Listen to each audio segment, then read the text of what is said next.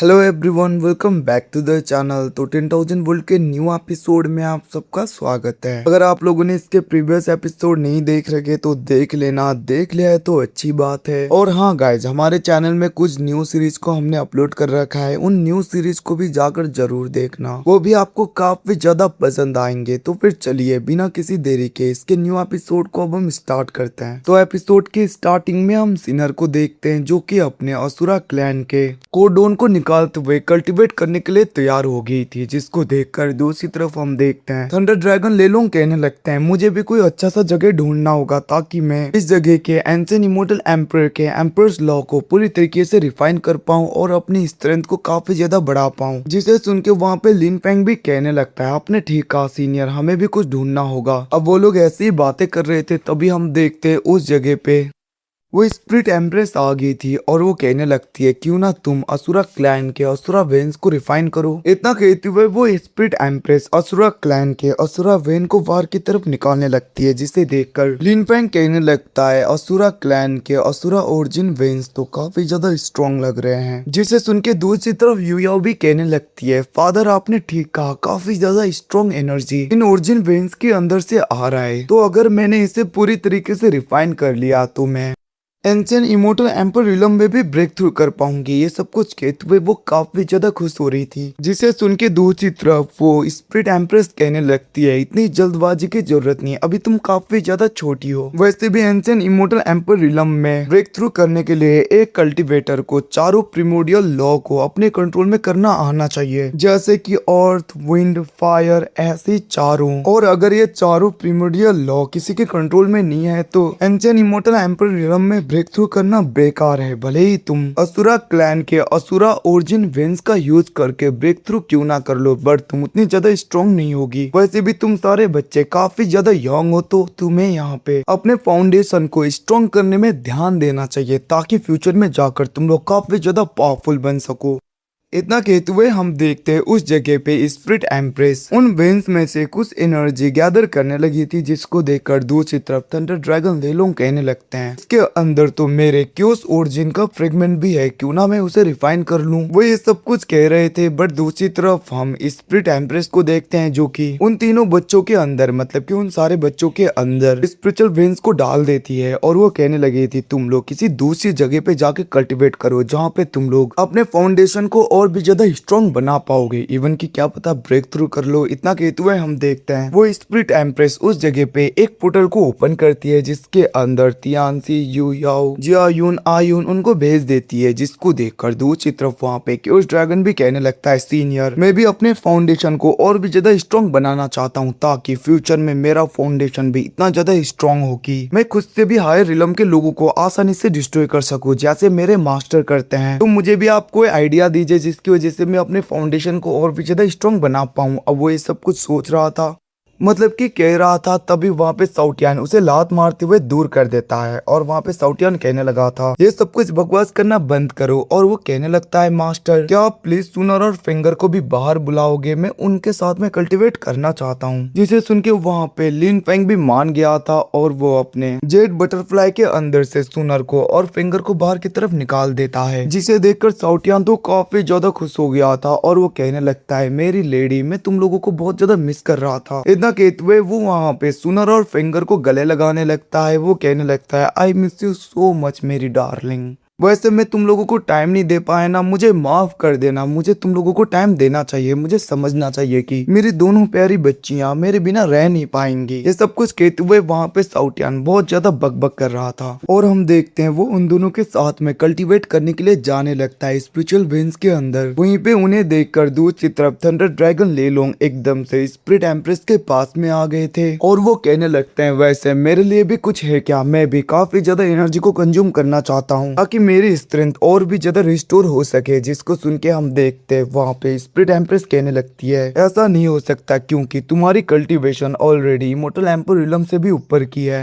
और तुम्हारे बॉडी के अंदर या फिर तुम्हारे सोल को ऑर्डिनरी इमोर्टल एम्पर रिलम के लॉ का कोई भी असर होगा ही नहीं, तो तुम्हारे लिए मैं कुछ भी नहीं कर सकती, तुम्हारे लिए इस जगह पे कुछ भी नहीं है। जिसको सुन के हम देखते वहां पे थंडर ड्रैगन ले लो अपना मुंह बनाते हुए कहने लगते हैं, नाटक करना बंद करो, मुझे पता है तुम जानबूझ के मुझे कुछ भी नहीं देना चाहती। वैसे जहाँ तक मुझे पता है असुरा गॉड क्लैन के एंसिस्टर के ट्रू स्पिरिट का थोड़ा बहुत हिस्सा तो अभी भी बचा होगा, जिसको मैं रिफाइन कर पाऊँ और अपने रिलम को ब्रेक थ्रू कर पाऊं। जिसको सुन के हम देखते हैं दूसरी तरफ वहां पे स्पिरिट एम्प्रेस कुछ नहीं बोलती, जिसको देखकर थंडर ड्रैगन ले लोंग कहने लगते हैं, अब नाटक करना बंद भी कर दो, मुझे पता है कि तुम जानबूझ के कर रही हो, क्यों ना तुम मुझे वो एंसिस्टर के स्पिरिट लॉ का थोड़ा सा हिस्सा दे दो जो बचा हुआ है। मुझे नहीं लगता कि अभी भी उसका ट्रू स्पिरिट पूरी तरीके से डिस्ट्रॉय हुआ होगा या फिर डिसअपियर। जिसे सुन के हम देखते वहां पे स्पिरिट एम्प्रेस कहने लगती है, तुमने ठीक कहा, वो अभी भी है। इतना कहते हुए हम देखते वो वहां पे थंडर ड्रैगन ले लोंग के मूंछ को खींचते हुए कहने लगती है, भला मैं वो तुम्हें ऐसे फ्री में क्यों दूं, मुझे रिटर्न में क्या मिलेगा, जल्दी से बताओ। अगर रिटर्न में तुम मुझे कुछ दोगे तो मैं सोच सकती हूँ तुम्हें वो देने का, अगर तुम मुझे कुछ नहीं दे सकते तो मैं तुम्हें नहीं देने वाली। इतना कहते हुए हम देखते वहाँ पे स्पिरिट एम्प्रेस थंडर ड्रैगन ले लोंग की तरफ देखने लगी थी, जिसको देखकर थंडर ड्रैगन ले लोंग कहने लगता है, तुम भूल गई हम पिछले टाइम में कितने अच्छे दोस्त थे, इवन की मैंने तुम्हारी कितनी ज्यादा हेल्प की, फिर भी तुम इतनी ज्यादा सेल्फिश हो रही हो। जिसको सुन के वहाँ पे ट्रू एम्प्रेस कहने लगती हैं, मैं कुछ भी नहीं जानती। अब हम देखते हैं उसके अकड़ को देखकर थंडर ड्रैगन ले लोंग कहने लगते हैं, ठीक है,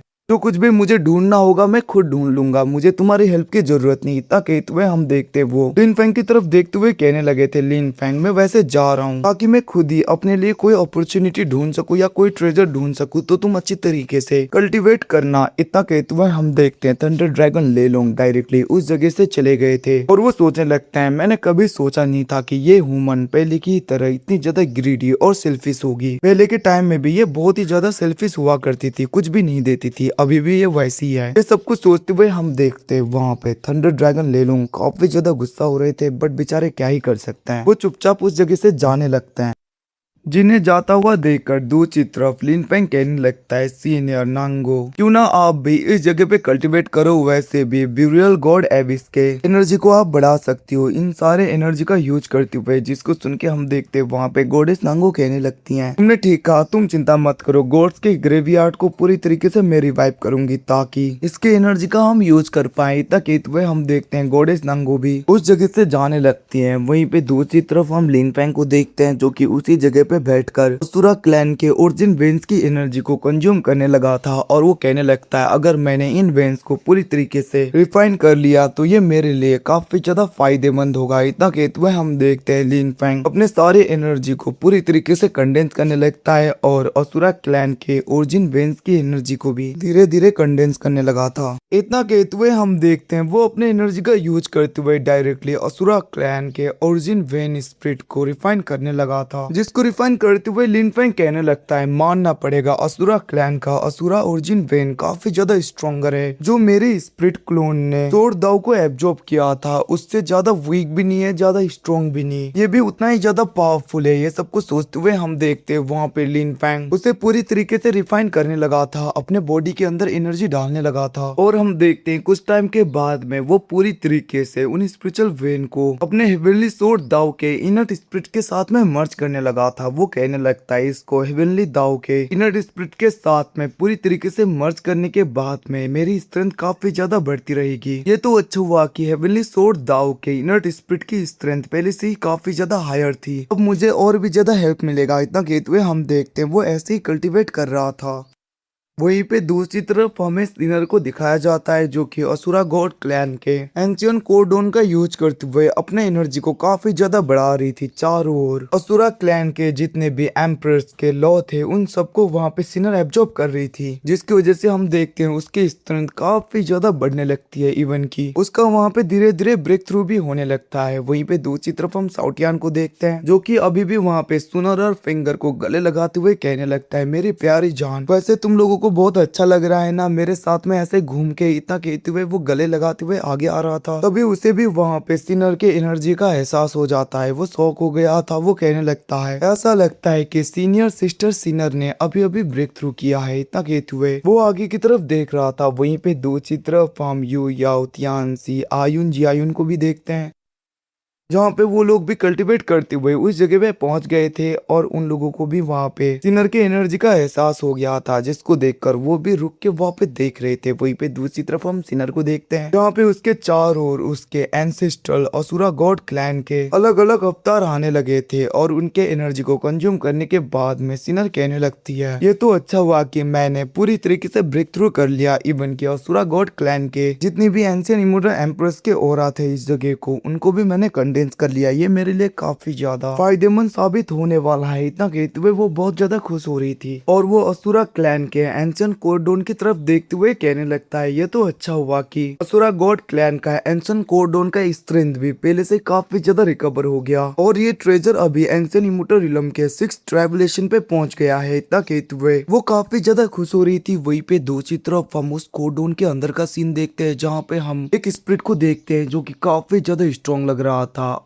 और वो वहां पे अपने एनर्जी को थोड़ा बहुत रिलीज करने लगता है। दूसरी तरफ थंडर ड्रैगन लेलोंग को ये सब कुछ पता चल जाता है और वो एकदम से रुक गए थे। वो कहने लगते हैं, इस जगह पे किसी सुप्रीम इमोर्टल एम्पर रिलम के बंदे की स्ट्रेंथ मुझे फील क्यों हो रही है। ऐसा लग रहा है कि कोई इस जगह पे सुप्रीम इमोर्टल एम्पर रिलम पे है। ये सब कुछ वो सोच रहे थे बट उन्हें पता नहीं चल रहा था आखिरकार ये है कौन। दूसरी तरफ हम देखते हैं सिनर एकदम से उस एंशियंट कोरडोन को अपनी तरफ बुलाती है और वो जैसे उसे पकड़ने वाली थी, एकदम से उस कोरडोन के अंदर से एनर्जी आ रहा था, जिसको वहां पे थंडर ड्रैगन लेलोंग पूरी तरीके से महसूस कर लेते हैं। वो कहने लगते हैं, बच के सिनर, वो तुम्हारी बॉडी को पूरी तरीके से कंट्रोल करना चाहता है। जिसे सुन के वहां पे लिन फेंग भी काफी ज्यादा परेशान हो गया था और वो सिनर की तरफ जाने लगता है। दूसरी तरफ हम उस कोरडोन के स्पिरिट को देखते हैं जो कि सिनर के पूरी तरीके से एनर्जी को एब्जॉर्ब कर रहा था और वो कहने लगता है, मैंने कभी सोचा नहीं था कि स्वान युआन यूनिवर्स के प्रीमोडियल एनर्जी को मैं ऐसे टेस्ट कर पाऊंगा फिर से। ये सब कुछ कह के वो हंस रहा था और वो सिनर के बॉडी को पूरी तरीके से अपने कंट्रोल में करने लगता है और वो कहने लगा था, एक बार इस बॉडी को मैंने कंट्रोल कर लिया तो मैं स्वान युआन यूनिवर्स में भी जा पाऊंगा।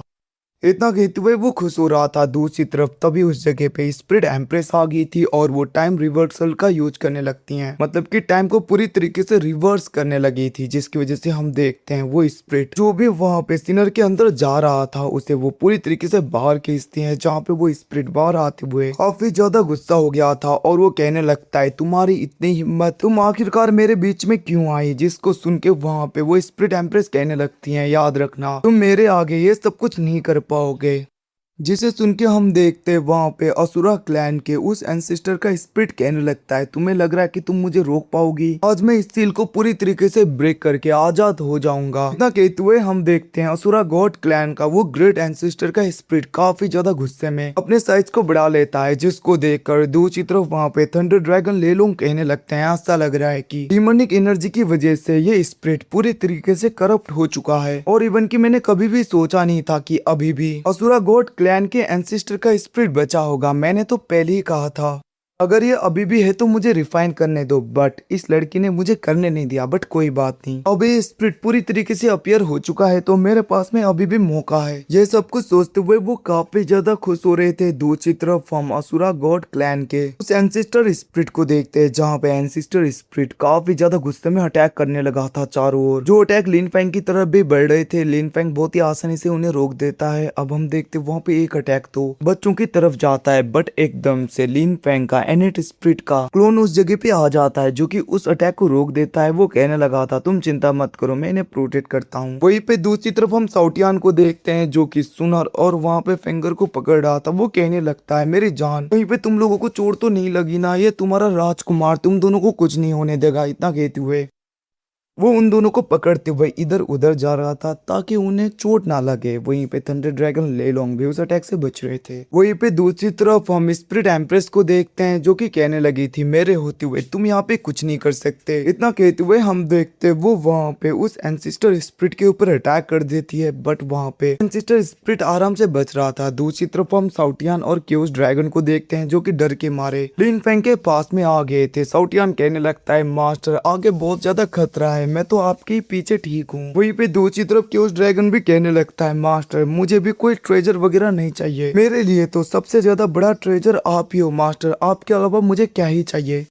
इतना कहते हुए वो दोनों आराम से लिन फेंग के पीछे छुप रहे थे। दूसरी तरफ हम उस एंसेस्टर स्पिरिट को देखते हैं जो कहने लगा था, तुम बस एक ट्रू स्पिरिट की थोड़ी सी सोल हो, तुम्हें लगता है कि तुम मुझे रोक पाओगे। इतना कहते हुए हम देखते हैं वो एंसेस्टर स्पिरिट जो कि पूरी तरीके से डेमोनिक एनर्जी की वजह से करप्टेड हो चुका था, वो आगे की तरफ अटैक कर देता है। अब उसको अटैक करता हुआ देखकर स्पिरिट एम्प्रेस उसके अटैक को रोकने लगी थी, जहाँ पे उसे उस अटैक को रोकने में थोड़ी बहुत मुश्किल होने लगती है। इवन कि हम दूसरी तरफ सिनर को देखते हैं, वो काफी ज्यादा इंजर्ड होने लगी थी और वो कहने लगती है, एंसेस्टर और मैं तो एक ही ब्लड लाइन से बिलोंग करते हैं, फिर भी एंसेस्टर मेरे बॉडी को पूरी तरीके से कंट्रोल करना चाहते हैं। ये मैंने कभी भी सोचा नहीं था कि ये ऐसा करेंगे। इतना कहते हुए वो काफी ज्यादा कंफ्यूज लग रही थी, जिसको देखकर लिन फेंग एकदम से उसके पास में आ गया था। वो कहने लगता है, सिनर तुम चिंता मत करो, तुम्हें कुछ भी नहीं होगा, जब तक तुम्हारा ब्रदर तुम्हारे साथ में है कोई भी तुम्हें कुछ भी नहीं कर पाएगा। इतना कहते हुए वो वहाँ पे सिनर को संभाल रहा था। दूसरी तरफ हम उस एंसेस्टर स्पिरिट को देखते हैं जो अपनी स्ट्रेंथ को बढ़ाते हुए अटैक करने लगता है, बट वहाँ पे सीनियर स्पिरिट एम्प्रेस बहुत ही आसानी से उसके अटैक को रोक रही थी। वो कहने लगती है, तुम बहुत ही ज्यादा आगे निकल गए, आज मैं तुम्हारे बचे हुए स्पिरिट को भी पूरी तरीके से डिस्ट्रॉय कर दूंगी। इतना कहते हुए वो काफी ज्यादा पावरफुल अटैक उसके ऊपर कर देती है। और गाइस इसी के साथ में एपिसोड खत्म। Thanks for watching, bye, see you again. मिलते हैं अगले एपिसोड में, तब तक के लिए टेक केयर, बाय बाय।